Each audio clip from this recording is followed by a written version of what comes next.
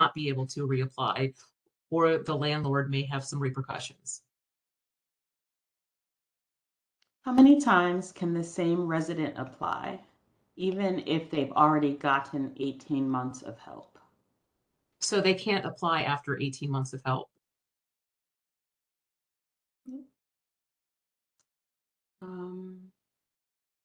The programs. Let me rephrase that, Lori. They can apply, so that we do have tenants that do recertify, and they've been paid out the 18 months, and the auditor will catch that. So at times they are able to apply or get through the portal. Sometimes it will allow them to, and then it gets flagged during the approval process by either the auditor or supervisor that they've been paid out the 18 months. The program requires 30 days of pay stubs or 30 days of pay stubs. Will that disqualify someone who just started a job and does not have 30 days worth of pay stubs? They can submit their offer letter, and we would probably accept that.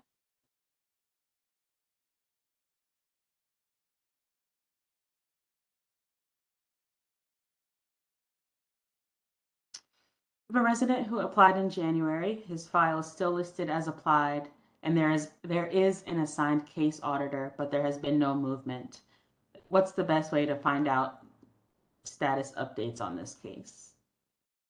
You could send that to our team directly. It is very rare that there's a case that goes back to January that there's not a significant issue with, that we're trying to work through. So generally, when you send us those case numbers, we are aware of the case, but we can give you some clarity on it if you reach out to us directly.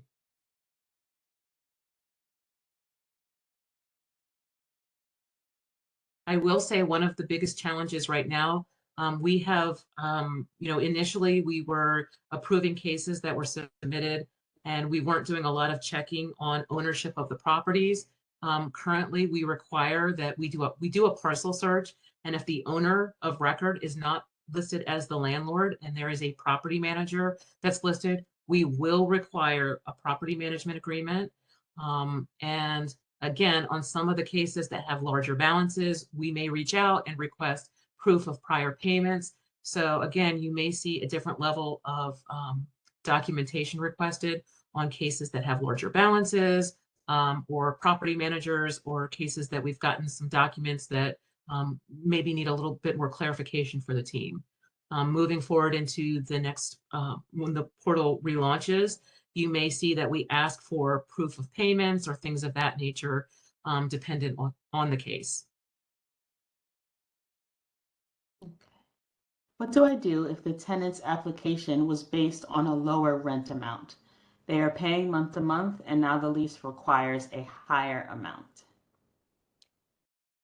So you would submit the lease that's signed by both the tenant and the landlord with the increased rental amount, or you could submit the renewal letter that has the new rent amount and the date that that new rent amount starts. What if the tenant has a non-taxable scholarship fund? Should they add it to the income letter? Okay, so scholarship is part of their income. Should that be added to the income section? So that's like a crazy question I have no answer for. They could, we'd have to look at the specific letter. Because my assumption is, the scholarship is to be utilized. It depends on what the scholarship is for. Like, is it for buying books and things like that for their education, or is it for their living expenses? I think it would be dependent on the letter. They could upload that, and then we would determine whether we were going to include that in their income. But we don't see that. I've never seen that. So. Okay.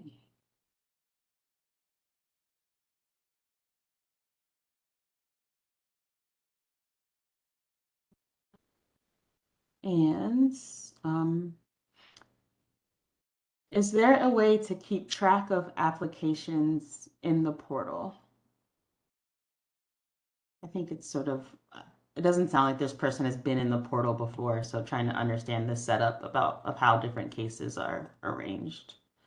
Yeah, if you go to our website, there's a lot of information for the landlord, and you should be able to navigate through that and determine the best way to keep track of your cases. But as the landlord, you would have the ability to see all of your properties, all of your tenants, and all of the information. That's one of the reasons why when a tenant, vacates the property or moves out, we've had landlords reach out to us and say, hey, can you delete that out of my portal? And we can't do that because that's real-time information that kind of stays with the landlord and for the tenant and for us. Okay. If a tenant is approved from Dhap and paid out through November, but the tenant is given notice to vacate before that payment should be applied, do we send the last month's amount back to Dhap? So if the tenant does vacate, yes, you would send that back because the tenant could then use that for the next property that they move to. If you know that your tenant is going to move out and you know that our program, pays 3 months of future rent, I would upload something with your ledger that basically says, please only pay through this month as the tenant is vacating the property after that. That will save you a lot of time of figuring out, where to send it back and that sort of thing. So I would strongly recommend that you include that letter with your ledger. You can even write on the ledger, only pay through November or whatever month it is as tenant will be vacating the property. Okay, awesome. And Tom, I see your hand is raised. You're welcome to place your comment or question in the chat or Q&A box. Are there any other questions at this time?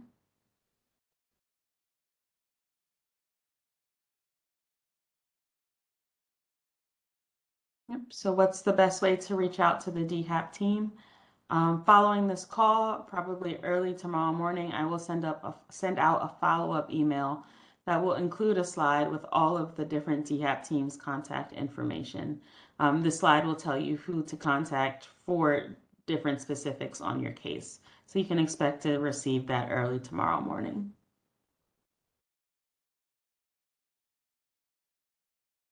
In the meantime, I will place my email in the chat. Does that mean they can send all of their questions to you, Lori?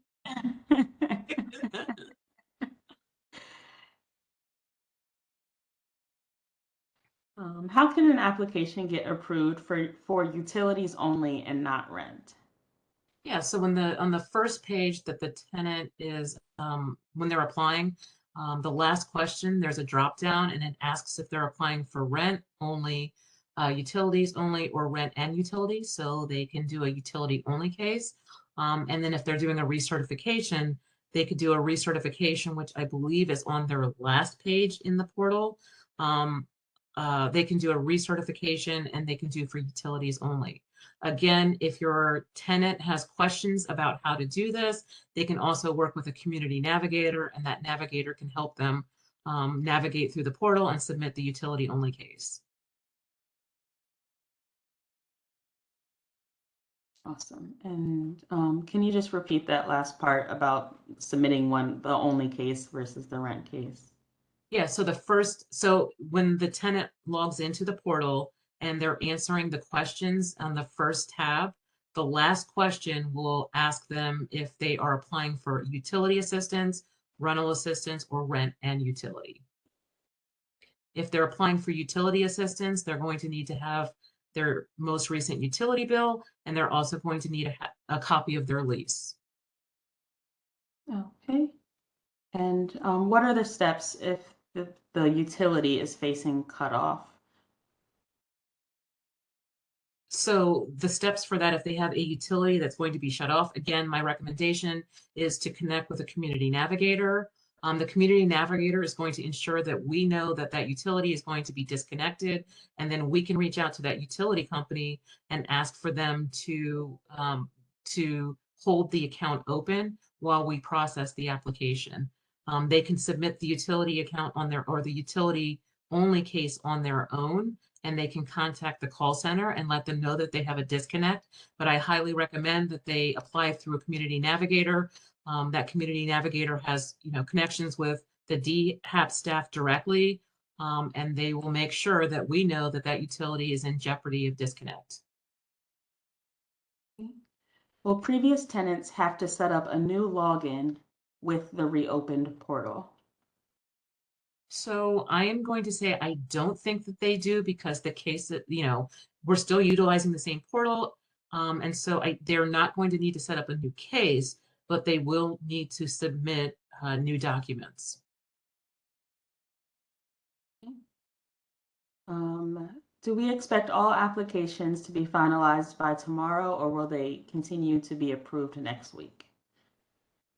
So tomorrow is not a deadline. Tomorrow is just basically the end of the ERA1 funding for us, and then we're moving into ERA2 funding only. But we have been approving cases with both funding sources. Tomorrow is just the funding end date for ERA1. We are pushing very strongly to get all cases closed prior to the portal reopen, and so that would be the October 12th date. If we don't get them all approved, we're still going to review those cases utilizing the previous qualifications for that tenant and that landlord.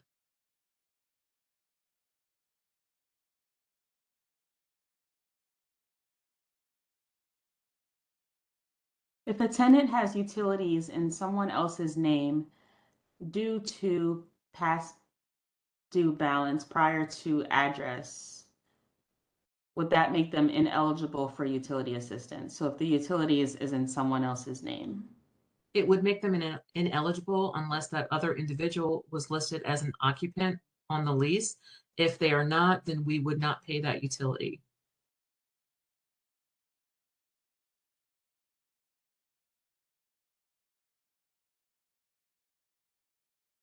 Okay.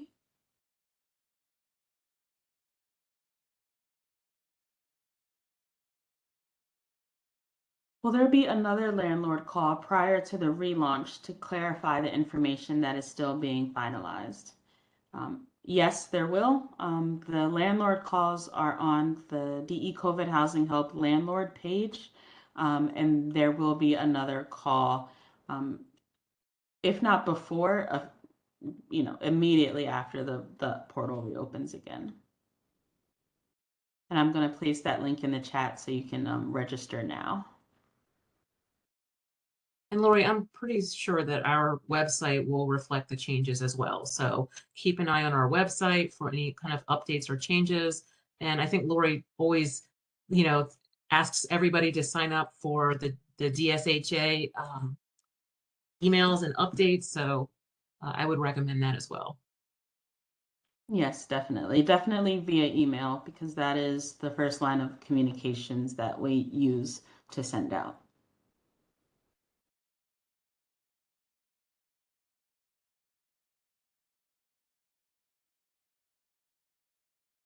Okay. So I do not see any more questions in the chat at this time. We will hang on for a few more minutes in case any more come through, but if not, we thank you for attending today, and we'll be in touch over email tomorrow morning. I do see some more in the chat now. We'll continue to talk. We'll continue to be here as a resource until questions are answered. Yeah, and Lori, before people do hang up, I want to reiterate, we will be sending out emails desperately asking for landlord and tenant documents. Please communicate with your tenants and ask them, I have larger landlords and even smaller landlords that are sending emails out to all of their tenants asking for updates or statuses on their Dhap applications. Please have your tenants check their emails, look at their text messages, look for missed calls, checking their voicemails, and updating their phone number. If their phone number is incorrect, we need to make sure we have a correct phone number so they can contact the call center if they don't know how to update the phone number, and let them know what the correct phone number is for them. But we are desperately trying to get these cases approved as quickly as possible. So anything that you can do to assist us with getting in touch with your tenant, we would greatly appreciate, because at the end of the day, we want to make sure that we're paying you guys and getting these cases approved as quickly as possible. Awesome. Yes, and that's a good point. Making sure that your landlord and tenants check spam. Yes. They come from do not reply. So a lot of times people ignore those.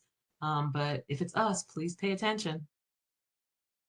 Yep, definitely. And I think also if you're receiving text message but not seeing the emails, you can also call the call center and let them know as well.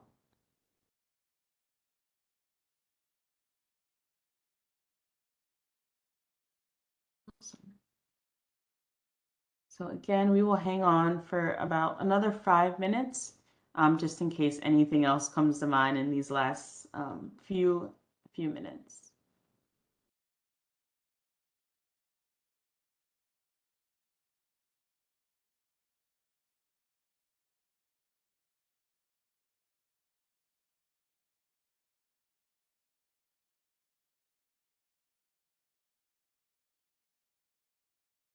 How many more years will this assistance last?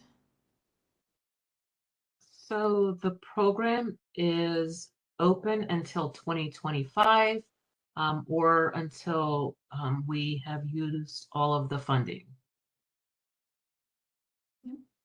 Okay. So in terms, this is the follow-up to receiving text messages but not emails. I've called the call center, but have to go through all of my cases to find out who called and for what. So it sounds like there's multiple cases and not sure which one is being followed up on.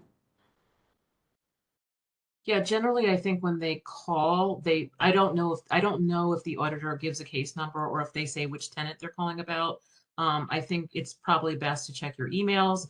That would be your most accurate piece of information that's going to tell you exactly what is needed. And when those emails are sent out, they're sent with the tenant name. If you're not receiving those emails, then you definitely want to let the call center know that. And if there's something that's needs a ticket put in, then they can put a ticket into their IT department.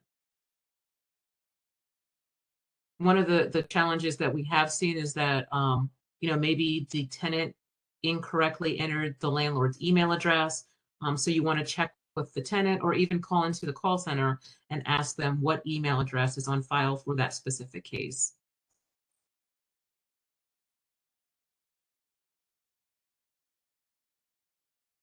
Okay. If we have to change point of contact at the landlord level, what is the best way to do that?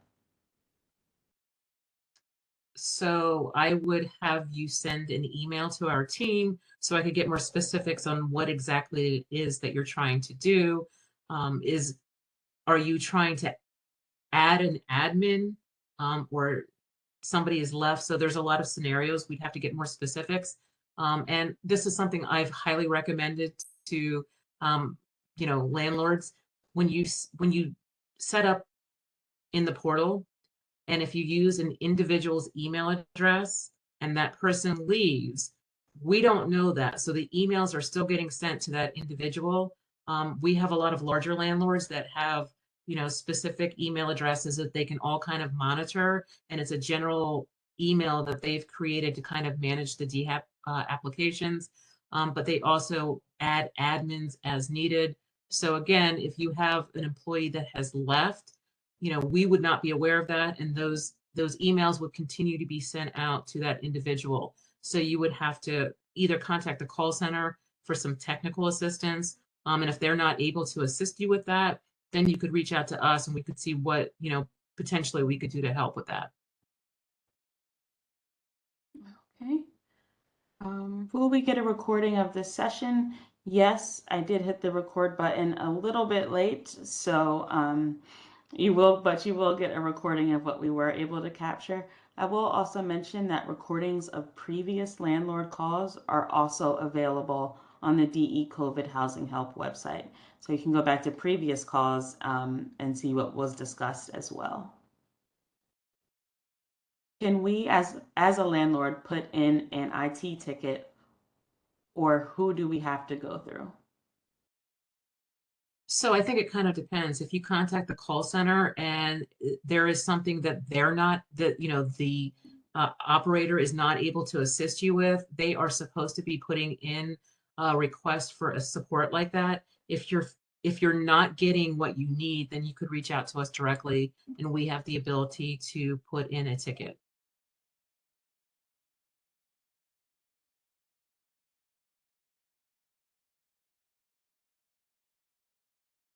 I wish I had better answers for you on that, but I'm definitely not a tech person, so I struggle with that part. So if you send an email, I can usually, between Marlena and Devin and I, we can kind of figure out what we can do to kind of get into the portal and adjust things. And if it's like above what we're able to do, then we escalate that. So